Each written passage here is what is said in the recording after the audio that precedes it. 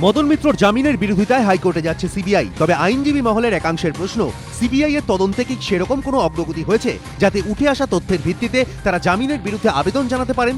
তারা কি এক প্রকার হাল ছেড়েই দিয়েছেন? নইলে 2015 সালের 28 ডিসেম্বরের পর গত 8 মাসে কেন মদন মিত্রকে একবারও জেরা করেনি সিবিআই? ফলে নিম্ন আদালতের সওয়ালেও আগের মতো ঝাঁঝ লক্ষ্য করা যায়নি। চার্জশিট দায়ের হয়েছে ঠিকই, কিন্তু অভিযোগের সপক্ষে পর্যাপ্ত তথ্য প্রমাণ জোগাড় করতে কি পেরেছে সিবিআই? তদন্ত কেন থমকে রয়েছে? কেন নতুন তথ্য সামনে আসছে না? এরকম নানা প্রশ্ন উঠছে আইনজীবী মহলে। অনেকে বলছেন, এতদিন সিবিআই যেভাবে মদন মিত্রর জামিনের বিপক্ষে সওয়াল করলো, বৃহস্পতিবারের সুর ছিল তার তুলনায় অনেক নরম। সিবিআই এর আইনজীবী হাতির উপমা টেনেছেন ঠিকই, কিন্তু তাদের বলতে হয়েছে মরা হাতি লাখ টাকা। সিবিআই এর আইনজীবী কোবরার প্রসঙ্গ টেনে এনেছেন, কিন্তু তাদের বলতে হয়েছে কোবরা পিঁপড়ে খেলেও মরা কোবরাকে খায় পিঁপড়েই।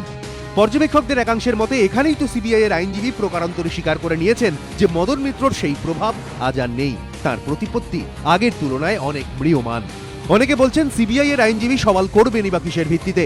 মদন মিত্র এখন মন্ত্রীও নন, বিধায়কও নন, কলেজের পরিচালন সমিতি বা রোগী কল্যাণ সমিতির কোনো পদেও নেই। শেষবার জামিন খারিজের পর থেকে হাসপাতালে থাকেননি, অন্য বন্দীদের মতো জেলেই রয়েছেন। ফলে যেসব অস্ত্রে ভর করে সিবিআই তার বিরুদ্ধে প্রভাব খাটানোর অভিযোগ তুলত, তা তো এখন ভোতা হয়ে গিয়েছে। তারই ফল শুক্রবারের জামিন। এবিপি আনন্দ।